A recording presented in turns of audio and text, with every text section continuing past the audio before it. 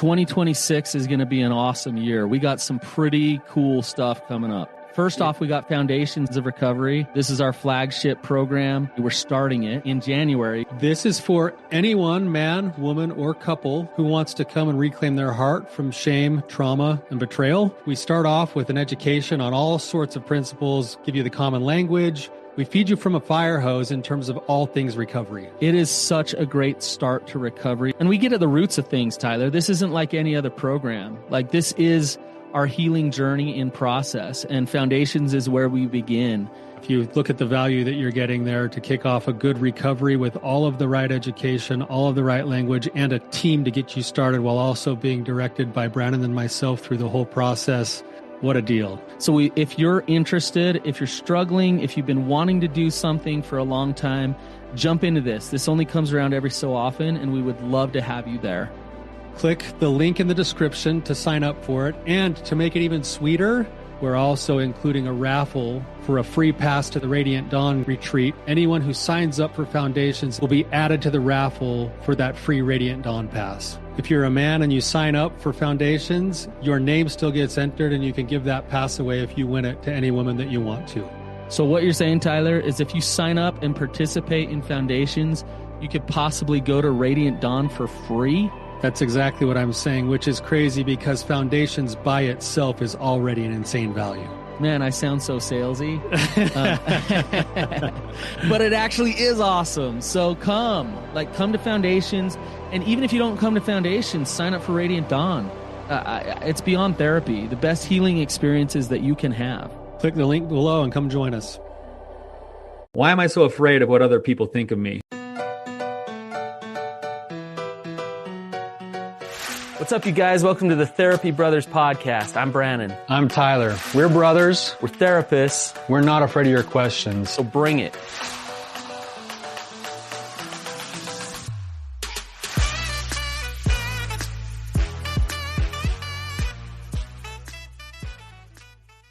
All right, Tyler, that's a good question. Before we answer that question, I got a quick review here. So it says, I would love more things like this. Things you know as experts help us figure things out on our end with ourselves and our relationship. Awesome. To the point. Thank you. Appreciate it. That was really awesome. Thank you. Well, Tyler, we just got back from a marathon trip, huh? It was a marathon trip. That's the problem with the world we live in today. I guess it forced us to spend a weekend together, which was great. I really enjoyed your company. But so Brannon, you guys, so everyone listening, Brannon came up to actually shoot the podcast with me last week in my office. And then when I said, hey, what are you doing the rest of the weekend? He said, oh, I'm actually leaving straight from your office to drive all the way up to Oregon to pick up 2 cabinets from IKEA. Because apparently IKEA wasn't going to have those cabinets in stock till July, and you've got a house you're trying to get remodeled and rented out, so you'd have to wait till July, or we'd have to go to Oregon and pick up 2 cabinets. Yeah, apparently with COVID, everybody's redoing their kitchens, so I had to hunt some cabinets down. Yeah, but it ended up being an awesome blessing because it got me and Tyler in a car alone, and truth is we've laughed most of the time and just had a good time and saw some wildlife. We saw a herd of elk and a bighorn sheep walking along the side of the road. So it was sweet. It was awesome. I had a great weekend. So thanks to Tyler. No, it was a good time. It kind of does. This isn't the topic of our episode today, but it definitely reminded me of the power of having good people in your life and shared experiences. And even though we were mostly in a car and ended up sleeping in a motel that neither of us wanted to actually sleep on the bed. It was a good time. Yeah, a little bit sketchy. Yeah. So speaking of good people in your life, today's episode's a little different. First time I brought on a good friend, so as a guest, and he's the man. So this is Bevan, and he. Where do I begin with him? I'll let him introduce himself some, but he influences people, and he really, if you get to know him and know his heart, then it's good for you. And so I become better friends with him. And I was talking to him. I was like, hey, you do something vulnerable. Come on our show. Let's talk about some of your stuff. So here he is. He's got the courage to do it. And we're going to dive into some questions. So Bevan, is there anything you want to say to kind of introduce yourself or let people know who you are? Yeah, I mean, my wife would tell you right off the top of her head, if someone asked her who Bevan is, she says a guy with a lot of passion. I do have a lot of passion, and it works for me and works against me. Have about 26 years in the financial services industry. I've been a wrestling coach, football coach. I've been doing that as long as I've been in my financial practice. At heart, I'm a coach. I love coaching people. I love coaching kids. I do a lot of leadership training as well. But as a coach, I like being coached. So I'm trying to get more out of the meeting than I'm trying to give back. So I always looking to improve and definitely have my sticking points and things that I need to overcome and work on as well. I've recognized over the years that for a guy like myself, even though I do a lot of coaching, you can't see the picture when you're in the frame. Mm-hmm. So I always try to look outside of that and for other coaches to work with me, and that's where I'm at. So Bevan, we've been talking about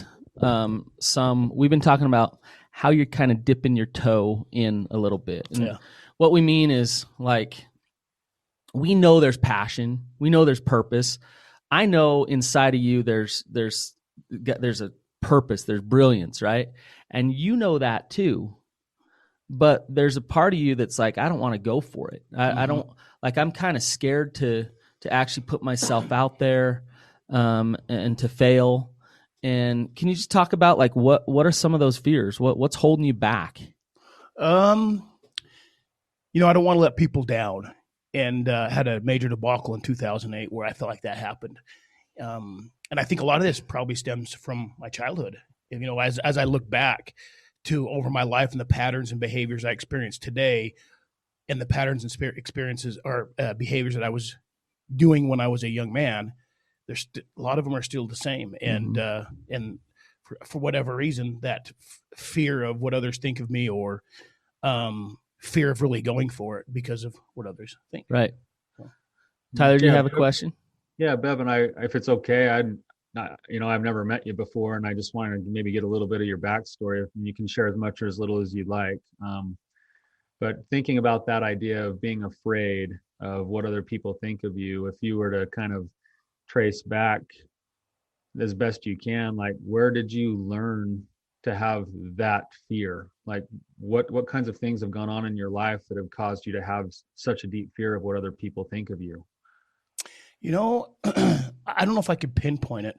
I grew up with I wouldn't say a bad childhood. I think we had a pretty good family, but it was definitely a more right in your face. If you make mistakes, you're going to know about it. And I think a lot of times I didn't have the love that I was seeking by my parents. I don't know, but I look back to when I was a kid and some of the behaviors I experienced then. And I remember as a young boy, I would cry quite often. I was a little bit of a baby. I would say if my boy was like that, I'd smack him around, so I'd step it up. But I think I'm the youngest of three. I have a twin brother. Technically, he's an hour older, so that makes me the youngest. But so I might have been being raised with him. My parents got a divorce when I was in the fifth grade at the time, and I think that probably affected me at some level. But I don't know. I've always was seeking some sort of acceptance for whatever reason, and so. Can I want to kind of connect the dots a little bit, Bevan. So, and tell me if I'm off on this. Sure. It's from a young age, it's I like what you say. Like, I can't quite pinpoint it. Maybe it's a culmination of things. And it is. I don't think. You could probably find certain experiences in your life where it's like that was like hard. But overall, it was just like, man, I don't want to let people down. I don't want to fail. So here you are as an adult, and I just want to kind of talk about the shame right now and the fear right now. It's saying, look, I know I want purpose. I want to go for things, but I'm not going to do it fully because of what? What might happen? I might fail. I might, hurt somebody because I gave them the improper advice, or the actions I took didn't serve them at the level of my expectations. Yeah. So, but in turn, what then happens is when you sit on the sideline Yep. and you don't put yourself in the game, I think I was giving you an analogy. You're a wrestler, and I was saying, what if you were a talented wrestler and you knew you were a talented wrestler, and you were the coach of this guy, right? And he's a talented wrestler, but he's too scared to get on the mat and wrestle because he's worried that he might lose the wrestling match. What would you say to that kid? I would tell him just to go out and be himself and forget about what anybody else thinks. Right. That's easy to say, right? It's easy to say. Yeah. Yeah. But so if it's so easy to say, like, hey, go get on the freaking mat, like, go do this, then why don't you, Bevan? Again, it goes back to the fear of whatever others think. So what I'm trying to do and really flush out is how paralyzing that fear is. It's so automatic. Yes. And it's actually designed inside of us because we're designed to protect ourselves for survival reasons. Right. Okay. And what we know helps us with survival is attachment and connection. So we want people to think we're good and to like us and all those things. Right. So in order to heal this shame, you have to actually do the opposite of what your natural instincts tell you to do, which is your natural instincts say, hey, play small, put on a show, don't put yourself out there because people might not like you. And you have to look that in the face, that fear, and learn how to step onto the mat. Tyler, do you have any? Yeah, I got maybe a couple of thoughts and another couple of questions for you, Bevan. As you're talking, I'm still just trying to fully understand what you were saying, and what you kind of said in why you're afraid is that there's maybe two prongs to this. You're afraid of being rejected if you fail. Somehow failure means you're not going to be worthy of love, or you're going to be rejected. But you also said something that I think is pretty insightful as well. Part of the reason why you're so afraid of failing is that you're afraid that your choices, if you fail, will hurt the people that you love. That's part of it. Yes. There's a lot more writing on this than just like, oh, bummer, I messed up. It's like, no, I honestly feel like my choices could have a negative impact on the people that I love. And as a result of that, not only will I have hurt them, which I can't stand the thought of, but I also will then make myself less likely to be worthy of love and attachment and connection. Is that kind of what you're saying? Yeah, I think it goes a little bit more. I think I'm an athlete, so I'm a competitor, and the ego's in the way as well, because you want to look good, right? And you want to be praised for the right reasons, for the right things, and you don't want the opposite. At least I don't, right? And those critics that may say things about you that aren't true, some of those things. And I understand as you climb that ladder, that's going to happen, but it's still an area of something to work on. But Bevan, and you don't have to get into the specifics here, but some of your trauma as an adult has been all about letting down your wife and your family, right? Mm-hmm. Yeah. And so you've experienced something that was a really bad experience. Right. Yep.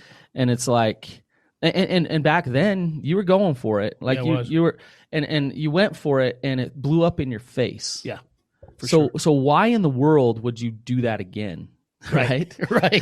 So now you've gotten really good at saying, look, I know how to live my life. I know how to protect myself from experiencing something like that again. Right. But it's really, it's causing problems now. Right. Well, look at the hell that you're creating for yourself. If you're living this way, where Bevan, you're on one hand, you're saying, I'm a guy who wants to be all in. I'm a coach. I'm telling my guys to do this. And then on the other hand, I've been kicked around by life a little bit to the point that now I want to sit on the sideline. But my true nature is to be in the game and to be like telling other people to be in the game. And it's like, what is the price? What is the cost of living the way that you're currently living? The cost is huge. It's huge. Well, and not just to you, Bevan, but to the world. That's what right? Yeah. Mm-hmm. Okay, so we recognize the cost of sitting on the sidelines, but I still don't think we're getting down to it here. of, okay, you're good at dipping your toe in. You're good at looking good enough, but not fully going there, right? Mm-hmm. What? It's almost like the poser syndrome, like you and I've talked about. Yes. Like I've noticed there's times when I'll do something great, and when I say great, like good feedback, and I know, okay, that we're going somewhere with this. And then I'm like, wait a second. I don't want them to see my mistakes or my behind the curtain, so to speak, what I don't know. So I'm just going to stop right there. Yeah. I just think, I see people do things sometimes, and I'm like, what are they doing? Right. Like, I don't know whether it's like people dancing on YouTube or starting new businesses or whatever it is. And it's like, are you serious? Like, holy cow! And I judge them, right? But there's another part of me that's always there, and I believe this is, you know what? If they feel like that's them, good on them. Even if it looks goofy or crazy or stupid or whatever, at least they're doing right. At least they're out there. Yep. So you can't fall. Like we were just laughing. Me and Tyler, a friend of ours, gave a TED talk, and Tyler, why don't you tell this story a little bit?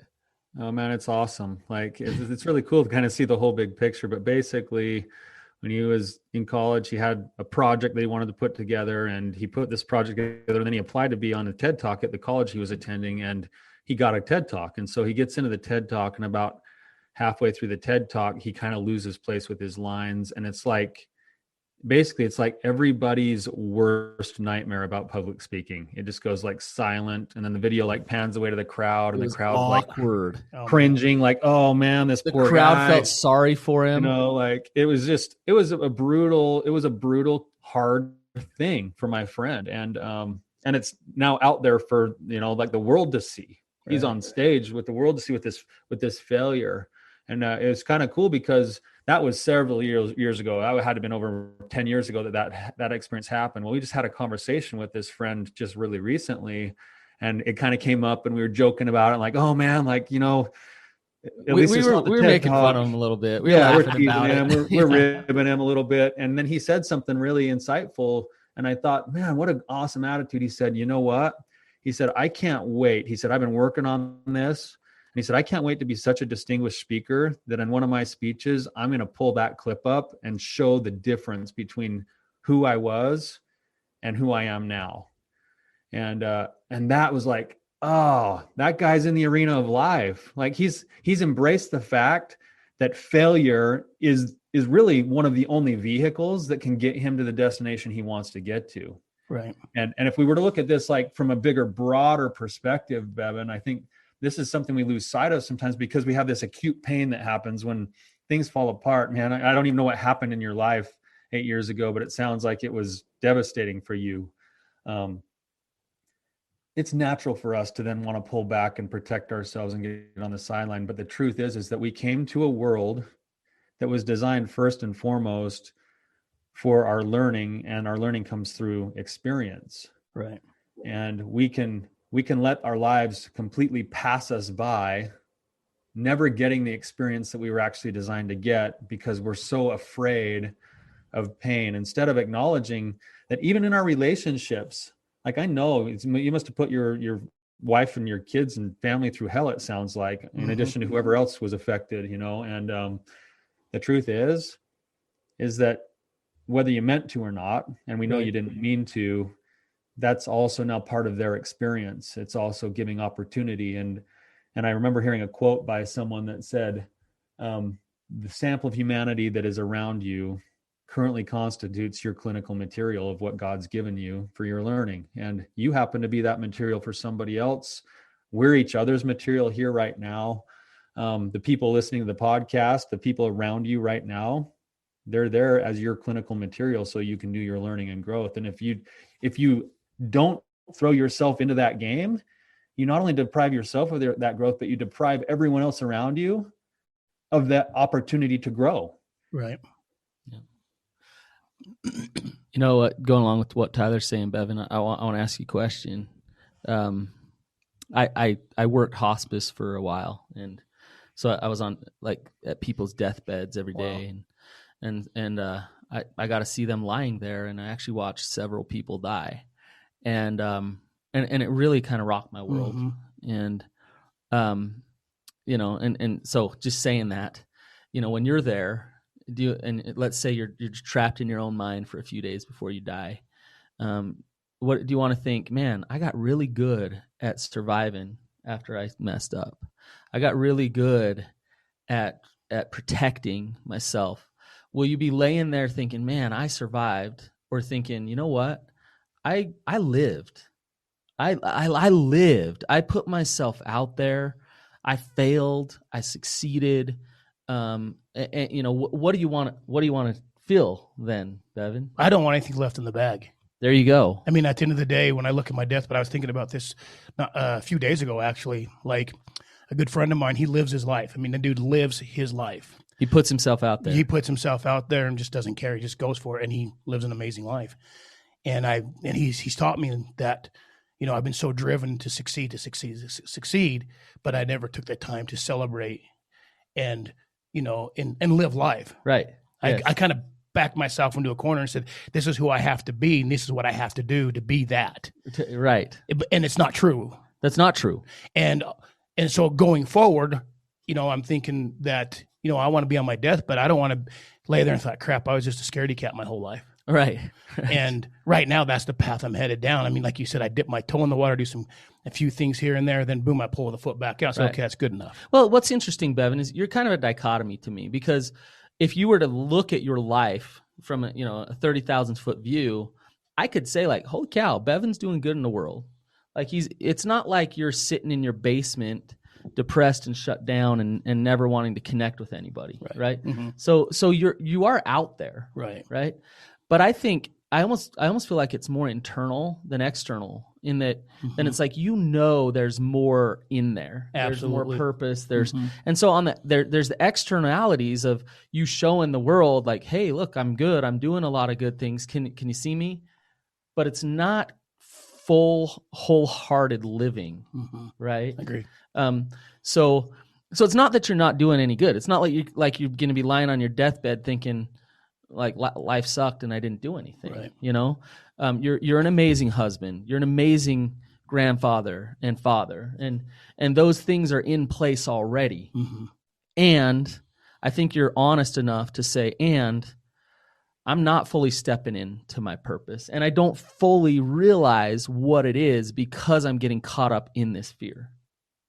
Right?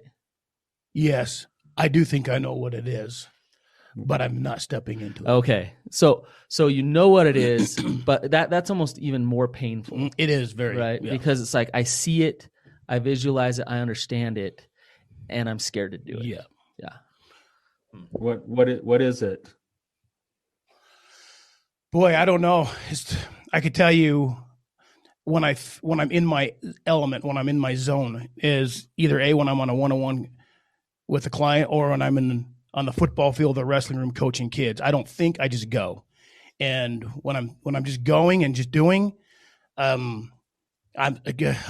just feel so energized and so fulfilled, even though it is taxing. But when I get done, I go home, I'm like, wow, that was an incredible day. That was an incredible moment, or last 2 hours, however long that practice is at that moment. But it definitely sets me free. Okay. So what's different, Bevan? What's different in your coaching / I guess, but both kinds of coaching? What's different in the way that you approach those things versus these other parts of your life? That's a tough question. I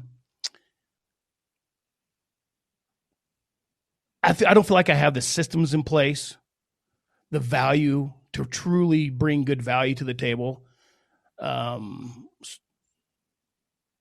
confidence. Yeah. So to me, and Bevan and I have talked about this, right? There's an excuse, right? There's I need to have everything in place in order to put myself out there. And it's interesting. You actually answered your question before Tyler asked it, which is, you said, when I'm coaching, when I'm out there, when I'm just flowing, right? I'm free. I am free. And so Brannon, when you're not flowing, when you're holding back, when you're not stepping into what God has made you for, then what are you? If you're not free, then what are you? And pain? Oh, that's a good answer. You're in pain. Yeah. You're trapped. Mm-hmm. And you're not facing the pain. And then you go, and then you, at least for me, then you just shame yourself. You go to that, what I call the karmic cul-de-sac, where you just keep shaming yourself and repeating these spiraling, stuck. Yeah. Yep. And you just can't you just seem to be caught in that whirlwind. Right. I was talking to a group of mine this week, and two of the women, they checked in and they just said, I'm stuck. And they were stuck in different ways. Right. And a lot of it had to do with their relationships, but one was saying how hopeless she was. Another was saying how frustrated she was. And I said, you know what? There's one thing that gets you unstuck. Every single time, it's the same thing gets you unstuck. Do you guys know what that is? Doing? Nah, it's not. It kind of is doing. Tyler, any guesses? That was my thought and response too, was take a first step, take action. Yeah. So you guys are talking about the actual manifestation of it, but it's facing fear. Fear is the thing that shuts you down. So even a hopeless person is like, well, I'm hopeless and my relationship will never change, so I'll never be happy. Well, maybe they need to face the reality and the pain and the fear that maybe their relationship's not going to work. And then they can be unstuck. So relating this back to you, Bevan, when it's like, man, I'm in that cul-de-sac and I'm spinning and I'm going, the pathway out is through fear. And Marsha Linehan, one of my favorite sayings is, the pathway out of hell is through misery sometimes. And instead of facing the misery, we fall back into hell, right? Yep. So when we turn and we face the pain, we face the fear, and we say, there it is. I know what I'm so afraid of. That's when that fear or those demons or whatever we want to call them all of a sudden doesn't have power. Right. Because we're like, bring it. I see you. I know you. I'm not scared of you. So bring it. Let's do this. And you're not spinning anymore. Right. Unconsciously, you're not spinning. You're conscious of what that fear is. You're conscious of what it's trying to do to you, how it's trying to shut you down. And you're like, I'm not gonna give that the power. Right. Yeah. Brannon, as you're talking, Bevan, I want to tell this story just basically as a way to empathize with what you're saying, because I think what you brought up about that fear and that paralysis is just something that we all experience. I have a friend who he's learned in his life that fear is his biggest enemy because it causes that paralysis and suffering. And so he's created something for himself called his Vulnerable Series. And he basically listed out all the things he's most afraid of. And he's one by one purposely doing those things, and he's documenting them, which is pretty amazing. And so like right now he's working on stand-up comedy of all things. I'm like, oh my gosh, like I couldn't get myself to go do that. And then I started thinking, well, what's one of my own vulnerability things? And you know what we're doing right here, this podcast is one of those things for me. Brannon said it. Brannon has another podcast that has a big following now. He's got a big platform. He's got a lot of people that he's helping right now. And I was watching him do this as this was growing on his other podcast. And I kept saying to myself, I'm going to get into a podcast. I'm going to start a podcast. But then I started saying all those things that you just said, but I got to have the right microphone, and I don't know the technology properly. And I need to make sure it's all perfect and the sound is awesome. Right. And if we're going to video it too, so I'm going to have to set up a whole studio. And pretty soon I talked myself right back into paralysis. And that happened for probably 2 or 3 years until Brannon came to me and said, Tyler, like, let's do this, and I'm like, face the fears and let her rip. Right? We don't have the equipment. We don't have this, that, and the others. Like, hey, get on the computer and start talking. Well, it's interesting as you guys say this, because if I were to talk to one of my athletes and they were said, well, coach, I can't run a 4.40. I don't bench 300 pounds yet, et cetera, et cetera. I got to do these things before I get on the field or before I get on the mat. Yeah. It's like, what the heck you waiting for? Get after it. Yeah, exactly. Like, it will come. Just get after it. Right. And learn as you go. Do you guys? Well, I know this about Tyler, but Tyler's he's a horrible dancer. I beg to differ on that. You have to ask my kids. I've been at a few weddings with him and stuff, and I try to be in my flow, just like that. But when he gets on that dance floor, it's like, man, party killer. But the reason I bring it up is like, I love to dance, and I'm horrible at it myself. I learned my moves from you. Yeah, but dancing is an example. Like, Yeah. If I suck at dancing, but I'm on that dance floor just having a good time and letting it go, people are gonna have a good time with me. Like, they're just gonna enjoy like my awkward, horrible. If I'm on that dance floor worrying about what people are thinking about me and trying to dance good enough so that people think that I'm a good dance, I mean, what's that gonna be like? It's gonna be horrible, right? Yep. And that's how life is too. It's like when you talk about flow, Bevan, with coaching and things like that, it's getting to that place where fear, I see you, I know you. Pain, I understand you're there. I'm going to look you in the eye, and you know what? I'm going to go dance anyways. Like I know you're there. I think everybody who starts dancing a little bit has that fear, and they have to just push into that and step through it, and then just let themselves go. Right. So we got to dance more. That's right, Brandon. Yeah. And I want to bring this back to both you and Bevan then for a second and ask this question, because I think we've all established right now that, okay, fear is the enemy here. Fear is going to leave us with a pocket of resistance. And there is actually some risk if we step into it. You know, if you go to the dance, and there are going to be people who won't want to be your friend after they see you dance, Brannon. Like, oh, absolutely not. Right? Like, that's the truth. The truth is that dude, we're going, guys. The three of us, we're hitting a dance club one night with our wives. We'll make it so awkward for them.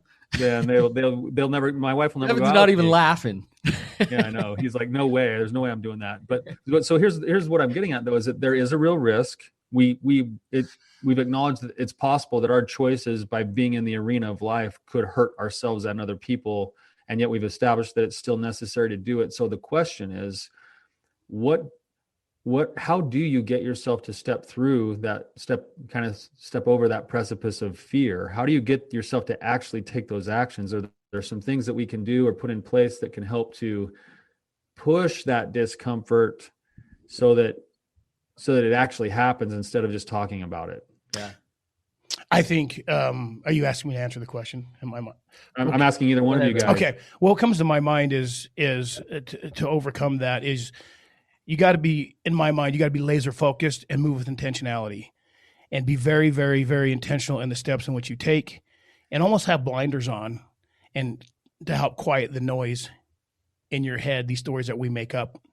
And you just got to be laser focused, in my opinion. Well, one thing I agree with you, Bevan, but I want to caution you a little bit in that, and it comes back to that thing where it's like, okay, I got to have it all set in place, like laser focus, before I do. And sometimes I think, I think it's more important to let it rip and go and just kind of do than it is to have it laser focused. I got right? you. Okay. Do you see what I'm saying? Yeah, I do. But I love what you said, that word intentionality, to understand what your intentions are. Why are you doing what you're doing?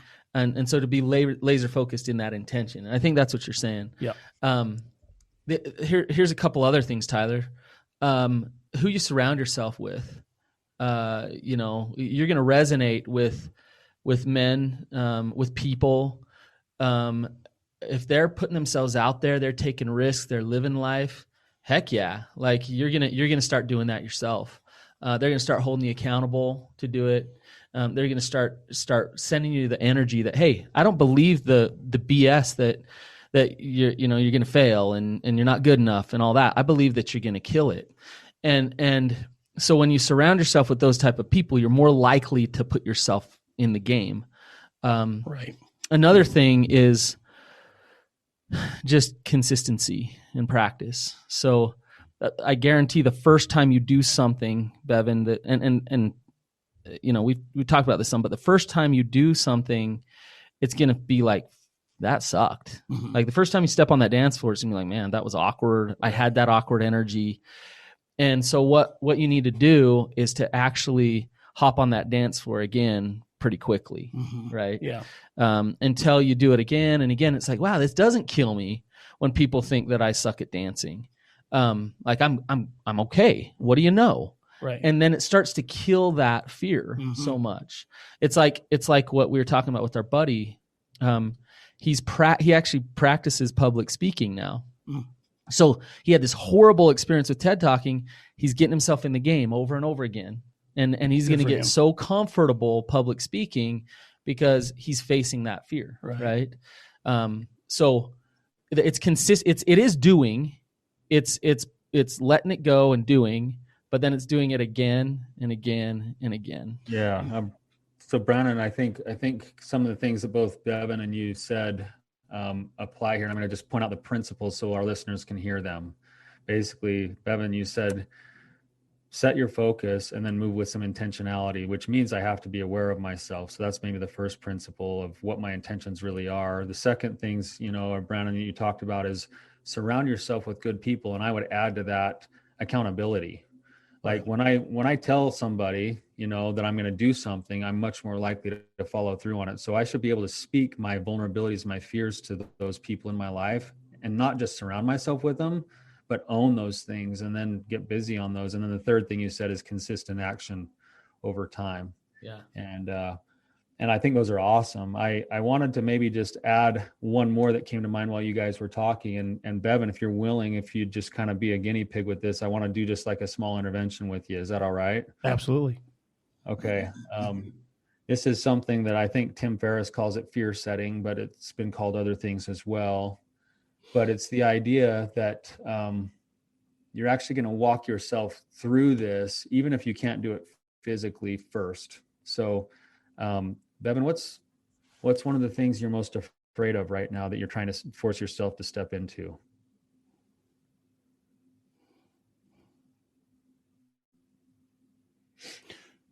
What others think of me. What others think of you. And is there something right now that is on your heart to be doing specifically that you're withholding from doing because you're so afraid of what other people think of you? Yeah. Coaching. Not coaching athletes, but just, taking my 26 years of experience working with people and working in leadership, but it is something I have a passion for. And I know I have a lot to give there. I've heard it for years, even before I graduated from high school, actually. So I know there's something there, but for whatever reason, like Brad and I talk about, I just keep dipping that toe in the water. Okay. All right. But you said something a little bit that was important. I think it's the consistency of it. And I think as you are more consistent, then you can start going out in deeper waters. Yeah.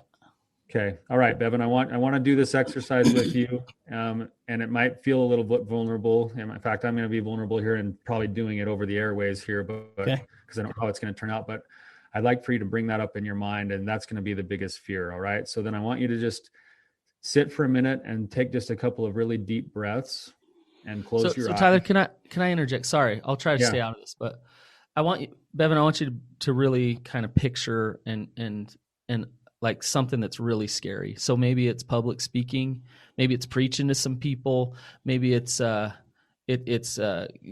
into a business and you're gonna like try to help that business go to the next level, and you're their consultant, you're their coach, like something specific like that, where you're being called upon, and these fears of failure, fear of what people are thinking about you.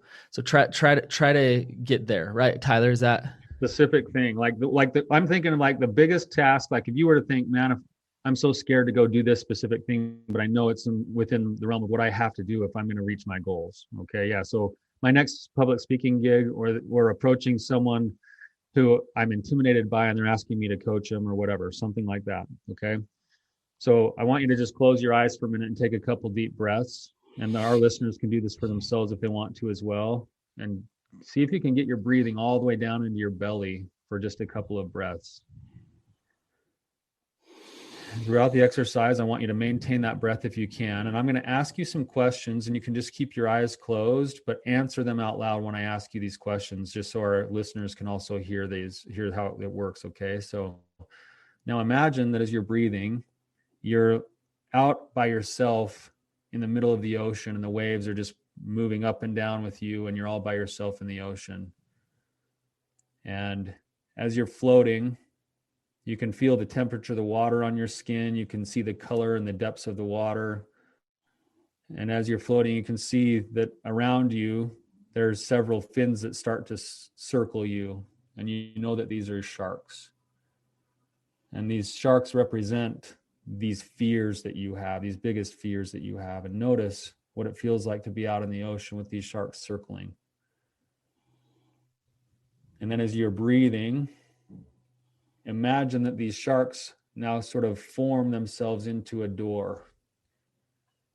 And this door represents stepping into all of these biggest fears. And imagine kind of swimming over to the door. And as you open the door, you instantly plunge yourself into your biggest fears. And notice it in great detail. What are you noticing, Bevan, as you step into this door? What are the biggest fears? What do you see? What can you see physically as you step into the door? Others laughing. Laughing? At me. Good. What else? Questioning my intellect. Questioning your intellect. You're feeling stupid. People are mocking you. Yeah. Step into that room for a minute and experience everything you can about the worst possible scenario. And allow yourself just to sit with that for a minute and notice those details. And then you look up across the room, and across the room you can see, seated at a table, a future version of yourself. And imagine slowly making your way through that room, noticing those details, feeling that laughter, feeling that judgment, whatever the worst of it is for you. And eventually arriving at the table and sitting across from your future self. And as you sit down, you look your future self into the eyes, and you can see that they have some form of message for you or some form of advice for you, some lesson they want you to know.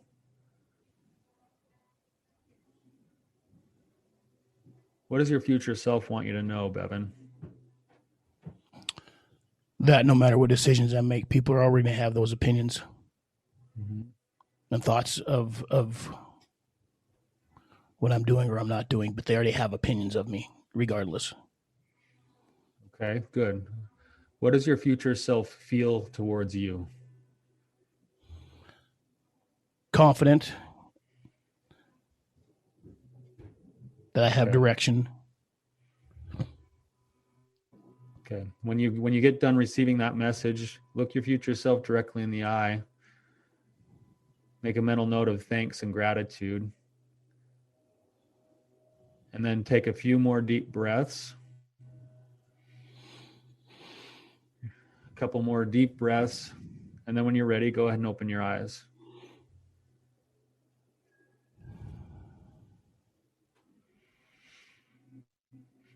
All right, Bevan, no right or wrong response. What was your experience with this today?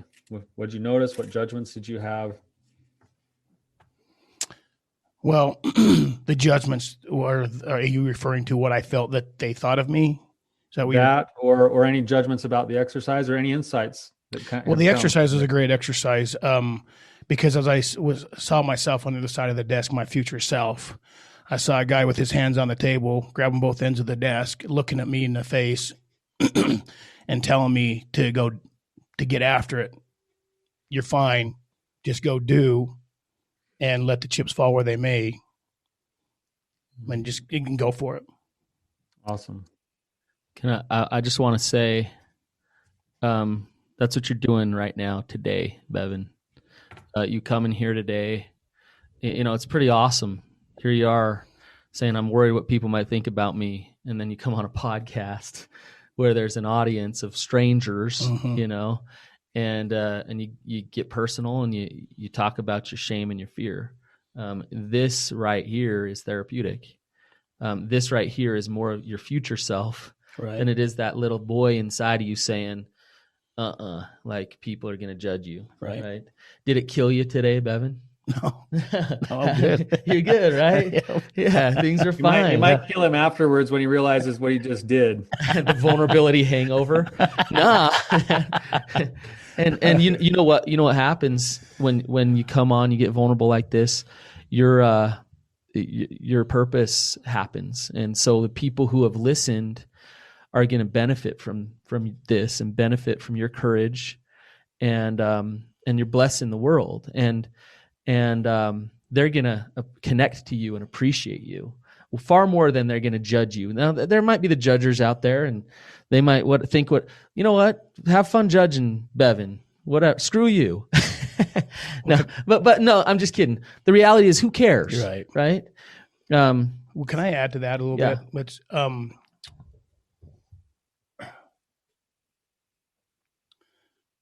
having these my years of experience working with people in the world we live in today, as I work with other people, I see so much talent and so much opportunity, and that we squander it as I'm on the outside looking in. But there are times when I'm on the inside looking out, and I'm experiencing the same thing that I see in others. Mm-hmm. And I think that everyone has a story to tell.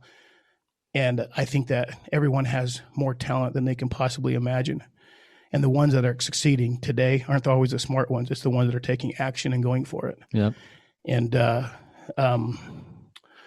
so, yeah, I know we have a lot to offer as human beings, and I know the good Lord above needs leaders to step up. And but this exercise has been a great experience for me, and I'm very thankful for that. Awesome. Yeah, well, Bevan, thank you. Thank you so much for coming on. You guys listening, step into your fears and realize that you're going to survive and that things are going to be okay, even if it's the worst case scenario. Bevan, thank you. I wanted to share to follow up with what you just said, a quote that everybody's heard 1,000 times, but I think it's spoken 1,000 times because it's true and it matters. And I think it feels appropriate for the situation of having you on today, Bevan. And it says, it is our light and not our darkness that most frighten us. Our deepest fear is not that we are inadequate. Our deepest fear is that we are powerful beyond measure. It is our light, not our darkness, that most frightens us. We ask ourselves, who am I to be brilliant, gorgeous, talented, and fabulous? Actually, who are you not to be? You are a child of God. Your playing small does not serve the world. There's nothing enlightened about shrinking so that other people won't feel insecure around you. We were born to make manifest the glory of God within us. It's not just in some of us, it's in everyone. And as we let our light shine, we unconsciously give other people permission to do the same. As we are liberated from our own fear, our presence automatically liberates others. Gosh, I've heard the first part of that many times, but the second part of that was almost better. So that's perfect wrap up, Tyler. Beautiful. And even as he says it, you could feel it. Yeah. All right, you guys. Thank you for listening, and thanks again, Bevan, for coming on. Anytime. And I hope you guys go practice some courage, vulnerability, go dance a little bit, and face those fears. We'll see you guys next week. Do you feel like no matter how much therapy you do, things really aren't getting better? That you'd like to accelerate your feelings of peace and empowerment because it's just not happening? As a man, do you feel stuck? Do you lack purpose? Do you not know what real masculinity is? Are you unable to create safety and passion and intimacy in your relationships? Are you lacking connection to God? If you're relating to any of these things, then you need to come to our Rising Sun conference. Tyler and I have developed a process and an experience for men to shift into their power, to know who they truly are, to experience their purpose, and learn how to connect to God. So go to risingsunconference.com. Now that's Rising Sun as in SON, conference.com, and sign up there as soon as you can because space is limited. We'll see you there.